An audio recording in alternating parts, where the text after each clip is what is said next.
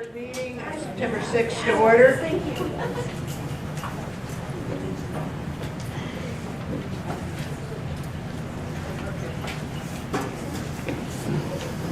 Okay, Pledge of Allegiance.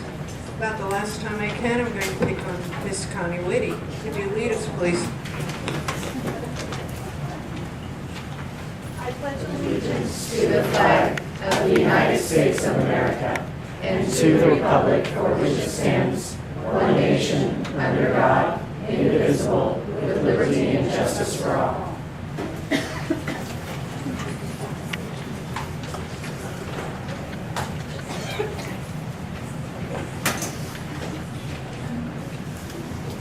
All board members and cabinet is present. Okay, I want to welcome everyone to tonight's meeting and remind the audience of the request to address board cards that must be completed and submitted to the board secretary if they wish to speak to an agenda item. Board policy provides for 2 cards. A white card, from which I understand we're out of, or a blue card. If you want to speak to use a white card, we will accept a blue card tonight for a white card. And the blue cards are to be submitted in order to speak during public comments. Policy also states there is a 5-minute maximum time limit per speaker. Due to the amount of white cards we have tonight, we are lowering that to 3 minutes per speaker.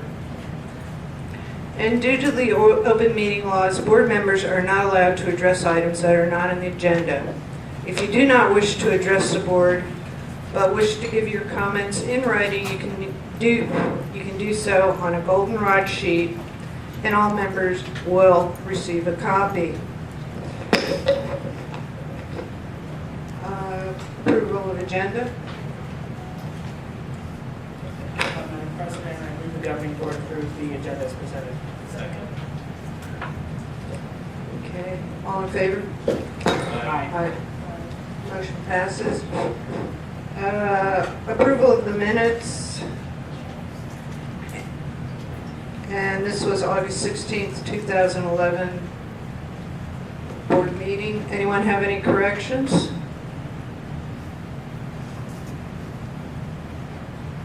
Okay, minutes as printed. Okay, we have public comments. We have 2 public comments tonight. Excuse me. First one, Jason Snee. I'm sorry. No problem. Jason Schnee, President, Creighton Education Association. Good evening, Governing Board and members of Cabinet. Tonight I just wanted to go through and give you a little bit of update about what CEA is doing in the schools, in the community, as we're going through and trying to work to ensure a lot of things happening across this district, including the passage of our 2 overrides that we have on the ballot in the fall. Lately we've really been working hard because the membership of the Creighton Education Association members have had to go through and change because of the way that Arizona law has changed a little bit. So we've been reconnecting with our existing members, talking with potential staff, potential members as well, and helping them to change their dues, what we call flipping members, flipping membership dues over. In this process, what we've also been able to do is go out to the different campuses, visit with everybody, just check in, see how the year is going, and we've had a real positive sentiment about how the year is going as we've been talking with everyone. The first month of school is down. Everyone's morale seems to be really still very positive, and we're looking forward to continuing working with everybody. We've been, as I said earlier, out in the community, working with community groups and doing phone banking on the override to help pass both of our overrides that we have in the fall, and working with different community partners to get the resources and materials that we need to ensure the passage of the overrides. As I said earlier, we've been off to working with different folks across the site, and so far we're really off to a great start this year in all of our schools and sites, working to make this year a really big success. As you've heard, academically we're doing well, but we also want to make sure that our students and our staff are going through and staying in today. The 2141 committee, we talked about some recruitment and retention pieces, and that was, some of the areas where CEA members go through and consistently have input is on the different district committees to try and improve conditions and continue to have a low number of turnover in our district, because we know it is so important to have great staff staying in our district, and we want to continue to have that. And so we go through each year and try and find and work with, in collaboration, the different parties that are interested with. Just a couple of the committees we've been working on is the Teacher Principal Evaluation Committee, as we go through and undertake that work again, and the pay for performance, and then also today we had a day-long meeting on the 2141 committee and kind of looking at several different pieces, student achievement being one of them. Also, how do we recruit and retain those highly qualified but also highly effective teachers to our district. Just want to give you a little bit of an update. Appreciate your time. Have a great evening. Thank you. Joe Nolan.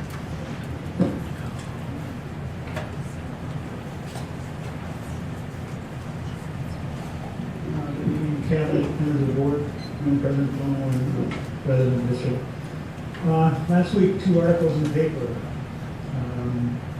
One, the Mesa principal was commenting how it would be nice when the weather kept cooling down so that the kids could play outside when there was a close busing issue with Creighton and how it's good exercise.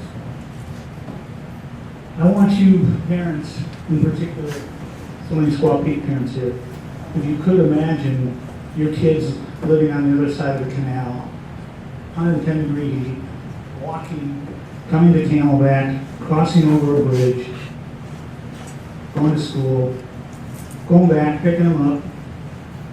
If you have a kid in 5th grade, you might make that trip twice, or going back to pick the 5th grader. Might have a stroller, might have to bring the kindergartner back with you again. It's 110 degrees, and there's been, severe heat warnings out the last 3 weeks. It's hard for you to imagine because you wouldn't allow it to happen. Now, I know that there's a lot of budget problems. A lot of them that should have been foreseen, that need to come. And I know that maybe you can't bus year-round. My goodness, it's 110. Some of you couldn't make that walk. Your number one duty is to make sure the kids in this district are safe and away from home. 1 month, $22,000, $25,000 you'd have to fund. Now, I've never been one to come up and make a complaint without saying that, hey, maybe this is a way we could fix it. $15,000 to NSBA that you're going to in the fall, in the spring. 12-year employees get 10, not including vacation, they get 10 personal days. Maybe you cut that down to 9. Teachers get 10 personal days. Maybe you cut that down to 9. Save a little bit of money there. There's some district employees in the maintenance department that take vehicles home that maybe don't need to take them home. Maybe you save a few $1,000s there. A lot of different things.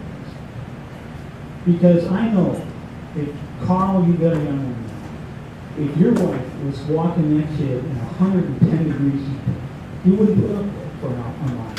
It's not safe. It's not smart. And what happens is you get some budget cuts that are brought to you, and you sign off on them and you don't ask questions. This district has been lucky. We had 4 years of declining test scores in West Ed. You went for a bond that really, in my opinion, wasn't well thought out. You passed it. And you may get lucky again and pass a capital override and a K-5 override. That doesn't make it right not to sit and ask questions. Why are we doing this? Why are we doing things the way we're doing? Do we need 3 people, curriculum, assistant superintendent, and Bound Research overseeing curriculum? Do we need that many people? You have continually lost kids. And like I say, it is not something new to you. But who goes out and reaches out to the community? There's a lot of smart people out here that have a lot of smart ideas. I heard a lot of them 2 weeks ago or whatever it was from the 12 P parents. And I think it's time that this district, instead of reaching out to them when they need money, reach out to them all the time. Because I'll tell you what, all you need is one kid to get hurt, one kid to have one parent or whatever in the heat, and then you're going to have a real mess. So I know that it's a volunteer position, and a lot of times it's not a lot of fun, and you don't get paid much. But the kids in this district cannot afford to get what they paid for. They need you to sit and think about these decisions that you make. Thank you. Thank you. Okay, Superintendent's report, Dr. Holt. Good evening, everyone. This evening, I'd like to spin off of the study session that we just had celebrating student achievement. And during that time, our principals did share with us their evidence of what worked this last year and their evidence of great level of achievement. And they also really had analyzed, along with their staff, those areas that needed targeted intervention for this next year. And I would like to celebrate the work of the teachers and the principals and all of the support staff who helped our sites to do an excellent job this last year. And when the information from Arizona Learns embargo is lifted, we will have some really important information to celebrate. Along with that, we are very fortunate that the community steps up when they're needed. Last year, from the governor's office, was a pilot that our 8th graders had the opportunity to participate in, and it came from the governor's office, and NAU implemented it. It was Gear Up. It was a middle school ACT test for all of our 8th graders that gave information for them as they went on into high school, not only academic achievement, but interest, etc.